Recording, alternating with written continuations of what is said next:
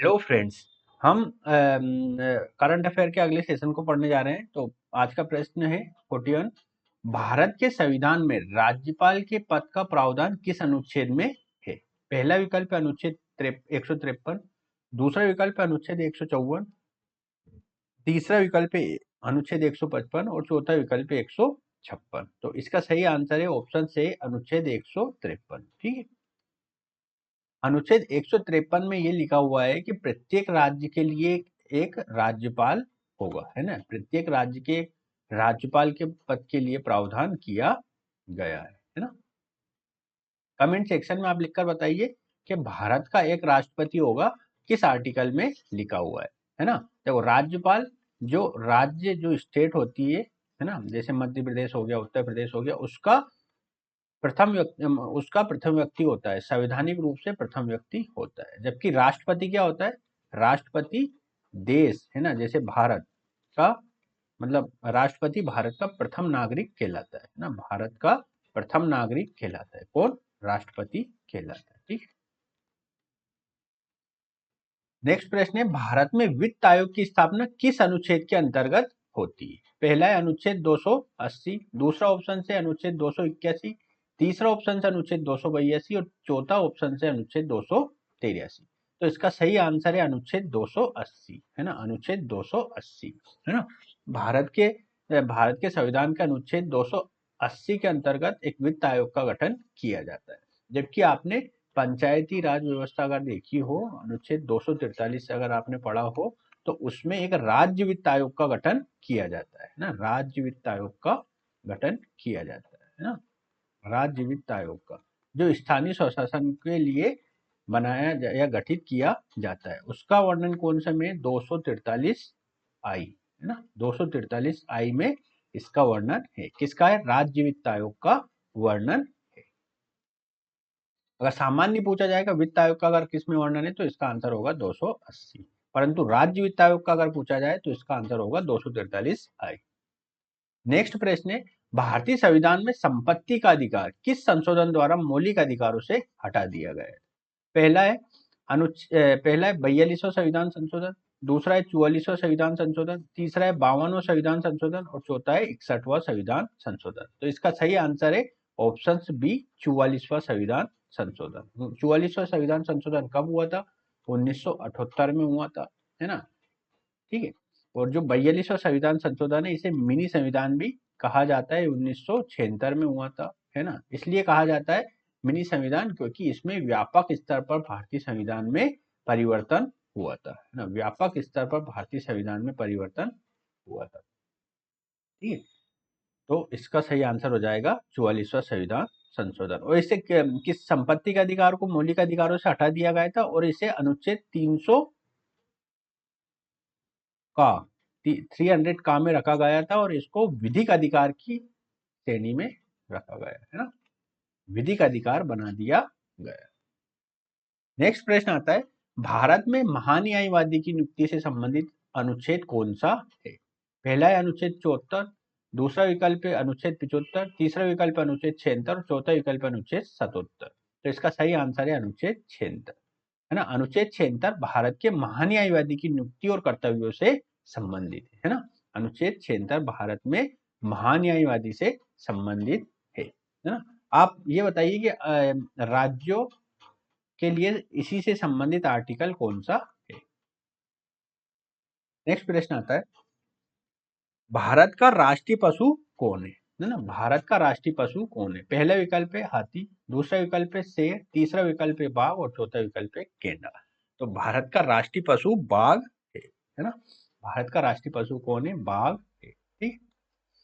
Next प्रश्न आता है, भारत के संविधान का निर्माता किसे कहा जाता है ना। पहला विकल्प है महात्मा गांधी, दूसरा विकल्प है डॉक्टर भीमराव अंबेडकर, तीसरा विकल्प है सुभाष चंद्र बोस और चौथा विकल्प है जवाहरलाल नेहरू। तो आप सभी को पता होगा कि भारत के संविधान का निर्माता doctor Bhimrao Ambedkar option B को माना जाता है ना। भारतीय संविधान का निर्माता डॉक्टर भीमराव अंबेडकर को माना जाता है। और भारतीय संविधान कब बनकर तैयार हो गया था? ये हुआ था 26 नवंबर 1941। भारत के संविधान को बनाने में कितना समय लगा था? 2 वर्ष, 11 माह और 18 दिन, है ना, भारतीय संविधान को बनाने में लगा था। और भारत का संविधान विश्व का सबसे बड़ा संविधान है, एक विस्तृत दस्तावेज है। ठीक है। नेक्स्ट प्रश्न आता है, विश्व की सबसे लंबी नदी कौन सी है ना? पहला ऑप्शन से अमेजन, दूसरा ऑप्शन से नील, तीसरी नदी है गंगा और चौथी नदी है यांगसे। तो विश्व की सबसे लंबी नदी नील नदी कहलाती है ना, विश्व की सबसे लंबी नदी नील नदी कहलाती है। देखो अमेजन नदी कहाँ है? अमेजन नदी अगर आप देखेंगे तो ये अमेरिका में है। ठीक है। गंगा भारत में है। यांगसी नदी अगर आप देखेंगे तो चीन के क्षेत्रों में बहती है। ठीक है। तो इसका सही आंसर हो जाएगा नील नदी सबसे लंबी नदी है। कौन सा ग्रह लाल ग्रह के नाम से जाना जाता है ना? Which planet is known as red planet, है ना? रेड प्लेनेट के नाम से कौन सा ग्रह जाना जाता है ना? पहला ऑप्शन से बुध, दूसरा ऑप्शन से मंगल, तीसरा ऑप्शन से शनि और चौथा ऑप्शन से शुक्र। तो मंगल ग्रह ऑप्शन बी, मंगल ग्रह को लाल ग्रह के नाम से जाना जाता है ना? और लाल ग्रह क्यों जाना जाता है? आयरन ऑक्साइड की उपस्थिति, और आयरन ऑक्साइड की उपस्थिति के कारण मंगल ग्रह को जाना लाल ग्रह के नाम से जाना जाता है। भारत ने जो मोम उपग्रह छोड़ा था, मार्स ऑर्बिटर मिशन, ये मंगल ग्रह के अन्वेषण के लिए ही छोड़ा गया था। नेक्स्ट प्रश्न आता है, सिंधु घाटी सभ्यता की खोज किसने की थी? सिंधु घाटी सभ्यता के पहला ऑप्शन से जॉन मार्शल, दूसरा ऑप्शन से दयाराम साहनी, तीसरा है R.D. बनर्जी और चौथा है अलेक्जेंडर कनिंघम। तो इसका सही आंसर है ऑप्शन बी, दयाराम साहनी, है ना? दयाराम साहनी ने 1921 में हड़प्पा सभ्यता की खोज की और हड़प्पा सभ्यता कहाँ है? पाकिस्तान में, पाकिस्तान के क्षेत्रों में है ना? और भारत में भी ये फैली हुई है, कश्मीर और उधर से देखेंगे हम तो कश्मीर से नीचे आते हुए पंजाब, गुजरात, राजस्थान, है ना, इन क्षेत्रों में भी हड़प्पा संस्कृति के अवशेष मिले। ठीक है। तो सिंधु घाटी सभ्यता, जिसे हम हड़प्पा सभ्यता भी कहते हैं, है ना, इसे हड़प्पा सभ्यता भी कहते हैं। और सिंधु घाटी सभ्यता क्यों कहते हैं? क्योंकि यहाँ पे जीवन का मुख्य आधार सिंधु नदी था, है ना, सिंधु नदी था। नेक्स्ट प्रश्न आता है, दादा भाई नारोजी ने कुछ पुस्तक में ड्रेन ऑफ वेल्थ, धन की निकासी का सिद्धांत दिया था? पहला है poverty and un British rule in India, दूसरा है इंडियन अनरेस्ट, चौथा है डिस्कवरी ऑफ इंडिया और तीसरा है डिस्कवरी ऑफ इंडिया और चौथा है हिंद स्वराज। तो दादा भाई नारोजी ने ड्रेन ऑफ वेल्थ, धन की निकासी का सिद्धांत, poverty and un British rule in India नामक किताब में दिया था। किस किताब में दिया था? Poverty and un British rule in India, है ना, धन की निकासी।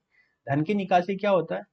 धन की निकासी ये होता है कि जो अंग्रेज भारत में, भारत से जो धन संपदा को ब्रिटेन भेज रहे थे, है ना, भारतीय धन को ब्रिटेन भेज रहे थे और बता रहे थे कि हम लीगल तरीके से भेज रहे थे, ये ड्रेन ऑफ वेल्थ कहलाता था, है ना, ड्रेन ऑफ वेल्थ कहलाता था, है ना, धन की निकासी ड्रेन ऑफ वेल्थ कहलाता था। ठीक है। ऐसा लगता था कि वो कुछ सब कुछ सही कर रहा है, लेकिन भारत से अंदर ही अंदर से वो धन मतलब अपने स्रोतों के माध्यम से भेज रहे थे। ठीक है। नेक्स्ट प्रश्न आता है, ओलंपिक खेलों का आयोजन कितने वर्ष में एक बार होता है? पहला है इसका ऑप्शन 2 वर्ष, दूसरा ऑप्शन से 3 वर्ष, चौथा ऑप्शन से 4 वर्ष और पांचवा ऑप्शन से 5 वर्ष। ठीक है। तो इसका सही आंसर है ऑप्शन सी, 4 वर्ष। ओलंपिक खेल प्रत्येक 4 वर्ष में आयोजित किए जाते हैं। अभी कहाँ हुए? लास्ट ईयर 2024 में हुए थे, है ना, 2024 में हुए थे। कहाँ हुए थे? पेरिस में हुए थे, पेरिस में आयोजित हुए थे। पेरिस कहाँ पे? फ्रांस की राजधानी। ठीक है। भारत ने कौन कौन से भारत ने देखो स्वर्ण तो एक भी पदक नहीं जीता था, स्वर्ण एक भी पदक नहीं जीता है।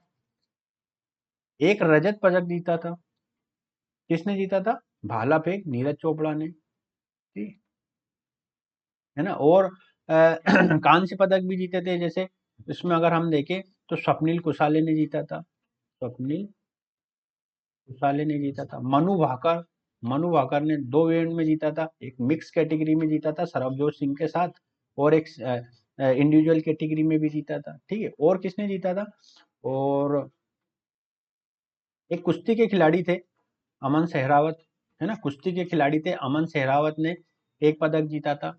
और कौन रह गया? एक आधे कोई छूट गया है, लेकिन ठीक है, इतने सारे हमने कवर कर लिए। नेक्स्ट प्रश्न आता है, भारत छोड़ो आंदोलन कब प्रारंभ हुआ था? पहला ऑप्शन है 1857, दूसरा ऑप्शन है 1920, तीसरा ऑप्शन है 1942 और चौथा ऑप्शन है 1947। तो भारत छोड़ो आंदोलन 1942 ऑप्शन सी इसका सही आंसर है। भारत छोड़ो आंदोलन 8 अगस्त 1942 को प्रारंभ हुआ था। ठीक है, इसमें महात्मा गांधी जी ने करो या मरो का नारा दिया था। करो या मरो महात्मा गांधी जी का ये एक महत्वपूर्ण आंदोलन था। इसमें इन्होंने कहा था करो या मरो। ठीक है, मतलब या तो हम आजादी लेकर रहेंगे या इस आजादी की लड़ाई में मर जाएंगे, है ना। तो भारत छोड़ो आंदोलन 8 अगस्त 1942 को प्रारंभ हुआ था, गांधी जी के नेतृत्व में हुआ था। ठीक है? हालांकि गांधी जी को इस आंदोलन के मतलब आहट में ही रात को गिरफ्तार कर लिया गया था, परंतु इसमें गांधी जी मेन सूत्रधार थे इस आंदोलन के। ठीक है, नेक्स्ट प्रश्न आता है, किस देश को सूर्य का देश कहा जाता है ना? किस देश को सूर्य का देश कहा जाता है? पहला है भारत, दूसरा है जापान, तीसरा है चीन और चौथा है नेपाल। तो ऑप्शन बी इसका सही आंसर है जापान। जापान को सूर्य का देश कहा जाता है क्योंकि इनमें आप देखेंगे तो इन सब में से सबसे पहले ये सबसे पूर्व में जापान है ना, सबसे पूर्व में जापान है, और यहाँ पे सूर्य की रोशनी सबसे पहले पहुंचती है ना, सूर्य की रोशनी सबसे पहले पहुंचती है। इसी कारण से जापान को सूर्य का देश कहा जाता है। मानव शरीर, नेक्स्ट प्रश्न है, मानव शरीर में खून शुद्ध करने का काम कौन करता है? पहला ऑप्शन से हृदय, दूसरा ऑप्शन से यकृत, तीसरा ऑप्शन से वृक्क जिसे किडनी कहते हैं, चौथा ऑप्शन से फेफड़ा। तो इसका सही आंसर है वृक्क, किडनी, है ना। किडनी मानव शरीर में जो खून को शुद्ध करने का काम करती है ना। वृक्क मतलब जो होता है मानव के शरीर से खून को शुद्ध करने का कार्य करता है। नेक्स्ट प्रश्न है, विश्व का सबसे बड़ा महाद्वीप कौन सा है ना? पहला ऑप्शन से अफ्रीका, दूसरा ऑप्शन से एशिया, तीसरा ऑप्शन से यूरोप और चौथा ऑप्शन से ऑस्ट्रेलिया। तो विश्व का सबसे बड़ा महाद्वीप है Asia. Option B is correct. Asia महाद्वीप विश्व का सबसे बड़ा महाद्वीप है ना। तो एशिया महाद्वीप के अगर प्रमुख देशों को देखें तो इसमें आता है चीन, भारत, ठीक, ये प्रमुख इसके देश हैं, काफी बड़े देश हैं। नेक्स्ट प्रश्न आता है, जय जवान जय किसान का नारा किसने दिया था? पहला ऑप्शन से महात्मा गांधी, दूसरा ऑप्शन से सुभाष चंद्र बोस, तीसरा है लाल बहादुर शास्त्री और चौथा है इंदिरा गांधी। तो इसका सही आंसर है लाल बहादुर शास्त्री। लाल बहादुर शास्त्री ने जय जवान जय किसान का नारा दिया था। ठीक है, और सुभाष चंद्र बोस ने कौन सा नारा दिया था? तुम मुझे खून दो, मैं तुम्हें आजादी दूंगा। तुम मुझे खून दो, मैं तुम्हें आजादी दूंगा। किसने कहा था ये? सुभाष चंद्र बोस ने कहा था, आजादी दूंगा। नेक्स्ट प्रश्न है, ताजमहल किसने बनवाया था? है ना, ताजमहल कहाँ पे? आगरा में। पहला ऑप्शन से अकबर, दूसरा ऑप्शन से शाहजहां, तीसरा ऑप्शन से बाबर और चौथा ऑप्शन से औरंगजेब। तो ताजमहल का निर्माण ऑप्शन बी शाहजहां ने कराया था, है ना। किसकी याद में कराया था? अपनी बेगम मुमताज की याद में कराया था, है ना। मुमताज क्यों मर गई थी? प्रसव पीड़ा के कारण मर गई थी, है ना। बच्चे को जन्म देने के दौरान ये मर गई थी। ठीक है, तो इनकी याद में शाहजहां ने ताजमहल का निर्माण कराया था। नेक्स्ट प्रश्न है, जन गण मन भारत का राष्ट्रीय गान किसने लिखा है? पहला ऑप्शन से महात्मा गांधी, दूसरा ऑप्शन से रविन्द्रनाथ टैगोर, तीसरा ऑप्शन से सुभाष चंद्र बोस और चौथा ऑप्शन से भीमराव अंबेडकर। तो जन गण मन भारत का जो राष्ट्रीय गान है वो रविन्द्रनाथ टैगोर ने लिखा है ना, रविन्द्रनाथ टैगोर ने लिखा है। और इन्होंने भारत के साथ साथ बांग्लादेश, और पाकिस्तान का राष्ट्रीय गान भी लिखा है। ठीक है। नेक्स्ट है, पृथ्वी का सबसे ऊंचा पर्वत शिखर कौन सा है? पहला ऑप्शन से माउंट एवरेस्ट, दूसरा ऑप्शन से कंचनजंगा, तीसरा ऑप्शन से नंदा देवी और चौथा ऑप्शन से धौलागिरी। तो पृथ्वी का सबसे ऊंचा पर्वत शिखर है mount Everest. Option A is correct. इसकी जो ऊंचाई है 8,848 मीटर है ना, जो नेपाल हिमालय में अवस्थित, कहाँ है? नेपाल हिमालय में अवस्थित। हिमालय का अगर हम विभाजन देखेंगे तो नेपाल हिमालय के अंतर्गत माउंट एवरेस्ट आता है। नेक्स्ट प्रश्न है, सत्यमेव जयते भारत के राष्ट्रीय प्रतीक पर किस ग्रंथ से लिया गया है? पहला ऑप्शन से महाभारत, दूसरा ऑप्शन से मुंडोपनिषद, तीसरा ऑप्शन से रामायण और चौथा ऑप्शन से भगवत गीता। तो सत्यमेव जयते भारत में कहाँ से मतलब किस ग्रंथ से लिया गया है? ये लिया है ऑप्शन बी मुंडोपनिषद से लिया गया है। सत्यमेव जयते जो भारत का राष्ट्रीय प्रतीक है मुंडोपनिषद से लिया गया है ना। ठीक है, तो आज का वीडियो हम यही समाप्त करेंगे। अगले वाले वीडियो में इसके आगे के क्वेश्चन के बारे में देखेंगे। तब तक के लिए नमस्कार।